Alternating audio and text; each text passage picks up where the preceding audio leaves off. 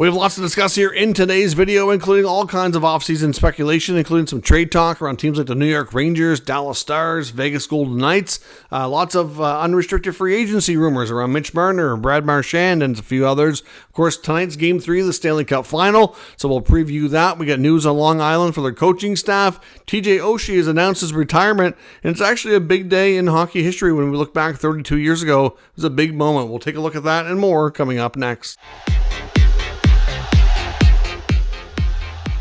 So welcome back to another video here at Top Shelf Hockey. As I mentioned, we have lots to discuss here in today's video. Before we jump into a lot of the news, I want to do this day in hockey history type of moment that I tend to do every once in a while here, depending on, anniversaries and such of certain big moments in the game. 32 years ago today was a big moment. Now you might be asking yourself, what was 32 years ago? It was 1993. And that was the Montreal Canadiens winning the Stanley Cup. And to be honest, it's not just the Montreal Canadiens winning the Stanley Cup. It's the fact that that was the last time a Canadian team won the Stanley Cup. Now, the Edmonton Oilers are battling the Florida Panthers for the second straight year. Will this be the year that streak ends and a Canadian team finally brings the cup back on Canadian soil? It certainly looks like it's a decent chance for sure. Obviously, at least 50-50, depending on how you want to shake it. I know based on the odds of how the games have gone so far, I know they said if whoever won game one was going to have a 70% chance to win the series. So we'll see if the drought in Canada ends. I know Canada, some people say Canada's team and all that. I don't feel Canada has a Canada's team. There's several teams, obviously 7 teams across the country. They all have their fan bases. Some are willing to cheer for other Canadian teams when their team is out. Some are not. It just kind of depends. So I don't really know that there's one team, depending on the scenario, that everybody in the country is really going to rally behind. There'll be times when it's, a big portion of the country, but not really the full country at all. It's not really like that. I don't think it is anyways, but let me know what your thoughts are and if Canada actually has a team in that regard, or does the country unite over one team possibly winning the cup after all these years. Now, other big news today before we get into the cup final. Preview, TJ Oshie, longtime NHLer, 38 years of age, has announced his retirement from the game of hockey. As I mentioned last week, TJ Oshie was going to have a major announcement here today on Monday. He went back to the water fountain where you remember Ovechkin and Oshie and a bunch of their teammates kind of swimming in the water fountain after they won the 2018 Stanley Cup. That's where he went to announce this big moment in his life where he's finished in the game of hockey. Of course, he was a 24th overall pick in St. Louis in 2005. Played over 1,000 games total, just shy of 700 points. Was a heck of a player. Absolutely a heck of a player. Big piece in St. Louis when he was there. Played a huge role in Washington's win of the Stanley Cup as well. Dynamite in the shootout. One of the best shootout players ever as well. Highly skilled guy. Seems to be a good character person as well, like I mentioned as well with TJ. He also has that documentary he's working on coming out about his dad called Coach and his battle with Alzheimer's. So that's also something that he's got coming as well. So you want to stay tuned and try to support that project as well. But certainly wish the best to TJ Oshie in retirement. Hope he digs around doing something with the game. I believe it was ESPN, if I'm not mistaken. He did do a little bit of broadcasting to see if he got a taste of it and see how he liked it. It'd be nice to see him around. I think he's a good character, a lot of interesting things that he can add to the game for sure. As I mentioned, Game 3 of the Stanley Cup Final goes tonight. The series is now shifted to Sunrise, away from the Alberta. We don't have a lot of lineup changes, but there could be a couple, including we know one for sure in Florida. AJ Greer is back in. Jesper Volkvist is out. The Edmonton lineup could be identical. They've readjusted their D pairs. So there's going to be a different looking lineup, but pretty well the same personnel, except for Ryan Nugent-Hopkins is a game-time decision. If he can't play, that's a significant blow for the team already without Zach Hyman. It really allows them to have a strong centerman on the second line when they want to put Leon up with Connor to really go with the nuclear option. Also, a big piece in the power play. So it could be a huge blow if he's unable to play. I'm not really sure exactly what the injury is that he's dealing with, but it's an important player for sure. Other news today out of Long Island, they've made some adjustments to their coaching staff. We had already discussed before some of the guys they let go, and Patrick Wall was obviously going to have a bit of a say in the new guys coming in. So the new assistant coaches are Ray Bennett, who comes over from the Colorado Avalanche. He was their power play coach this year and had a bit of a rough year. The Avalanche power play wasn't as good as it should or could have been. So fair to say it was probably best for him to get a fresh start. And Bob Boughner, of course, was in Detroit and ran their penalty kill, which was, well, to be fair, god-awful. So Bob Boughner, though, does have a good history of being a good coach. And at one point when he was in San Jose, I think it was, he had one of the best, he had a 2-3 year run where they had one of the best PKs going. So he knows what he's doing. He's a good coach. Sometimes it boils down to personnel. Of course, he can't get out there and make things happen. He can only give so much advice, but we'll see how these guys impact the Islanders staff. Of course, they retain Benoit DeRosier and Pierre Greco, the goalie coach. So that's your new staff for the New York Islanders. Now, as I mentioned, we got a variety of UFA and trade talk here. Let's start with some of the UFA stuff. I know Brad Marchand currently having a heck of a playoff run here with the Florida Panthers. It seems unlikely that he's going to remain a Panther. I know he's definitely interested. I think he's really enjoyed his time there. And from what everybody's heard, it sounds like he's open to it. It just seems pretty unlikely that they're going to be able to offer him anywhere near the money he's going to command on the open market. Now, that's assuming that they re-sign Aaron Ekblad and Sam Bennett. So, those guys are longtime Panthers. I think Ekblad will definitely be willing to take a bit of a discount. I'm not sure about Bennett. He's still on the rise, made less money, so, maybe not. But, yeah, their futures will impact Marchand for sure. If for some reason negotiations with one of those guys don't go well and they leave ahead of time and Florida's able to get to Marchand first before he gets to other teams, and maybe he stays. But it's believed that he's looking for a 3 to 4 year contract in around that $8 million, maybe a little less. I think he'd probably take a little less to stay in Florida. Maybe it's closer to 7, but somewhere in that $8 million range, which is what he was looking for from the Bruins before he departed. I mean, since he's left Boston, he hasn't done anything to suggest his value has dropped. So I think he's just kind of proven, if nothing else, that what he was looking for from the Bruins was reasonable, and he couldn't get it, so he's going to get it in Florida or he's going to get it elsewhere.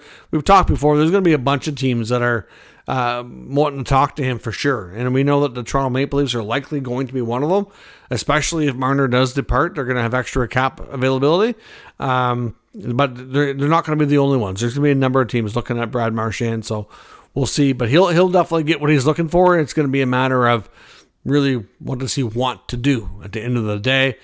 So we'll see. Lots of chatter around Marner, though, in the UFA world. Obviously, most feel like at this point that I know we talked about, there was some speculation around the draft combine about a Leaf Panther sign and trade. I know that kind of threw everybody for a loop.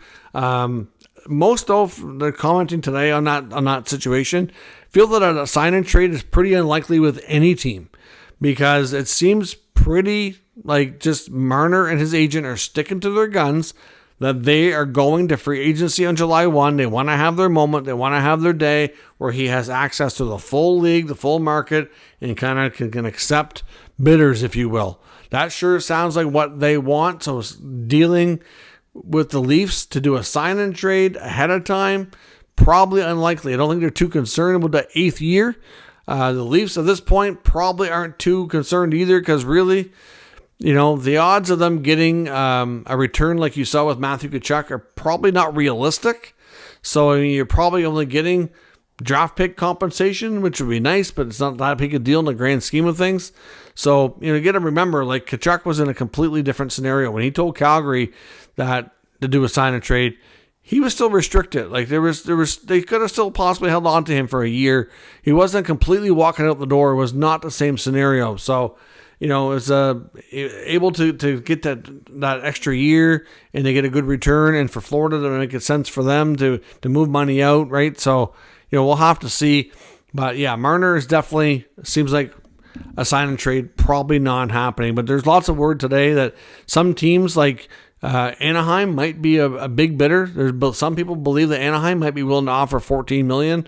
We've heard about Chicago being right up there as well for a huge paycheck as well. We talked about Vegas. Vegas has tried trading for Mitch on multiple occasions, so I know they're definitely interested, and there is word that they're willing to try to make some cap space by, some cap casualty moves, if you will, to try to create the space necessary to sign him. I've seen some rumblings today that the Devils might be getting into the mix. Of course, his old coach, Sheldon Keefe, would have, be quite familiar with him, but I don't see New Jersey doing that, to be honest.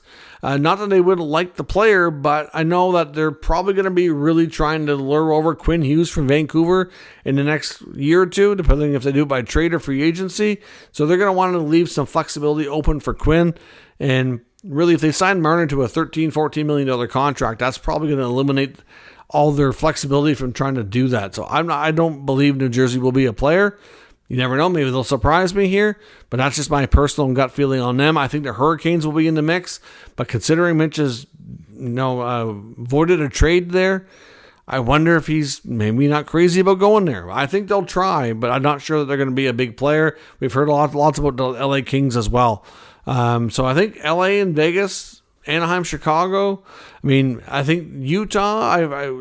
Everybody keeps saying Utah's going to make a big move, but I know I've seen some reporters say that they don't think Utah is going to be willing to dish out that kind of money for one player, that they might be more likely what we've seen last year, maybe adding multiple pieces that are a little bit less expensive. Overall, it'll be big, but not necessarily one huge name like that. So again, they may not be a player here, but they might surprise us. I don't think you can completely rule them out. So obviously, they'll be in the mix as well. But most of the teams that we're hearing about are generally in the West. So we'll have to wait and see where things go on that front. But when it comes to Vegas, they are reportedly shopping and trying to figure out a way to maybe move William Karlsson. $5.9 million for 2 more years. We know Nick Hague is on the market as a pending RFA who they can't afford to keep. But certainly William Karlsson is a name to watch as on the trade market.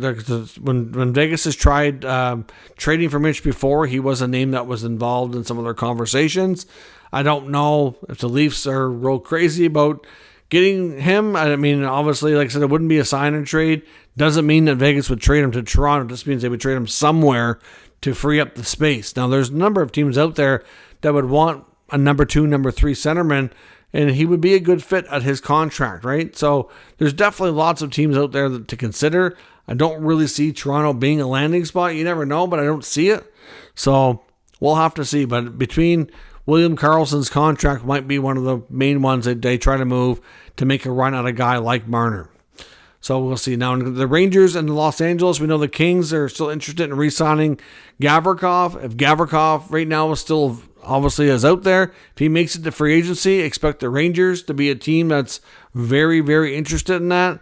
And we've heard from Dave Pagnotta and Dennis Bernstein that if the Rangers go after Gavrikov, if he makes it to free agency, expect maybe the LA Kings to make a trade with them for K'Andre Miller.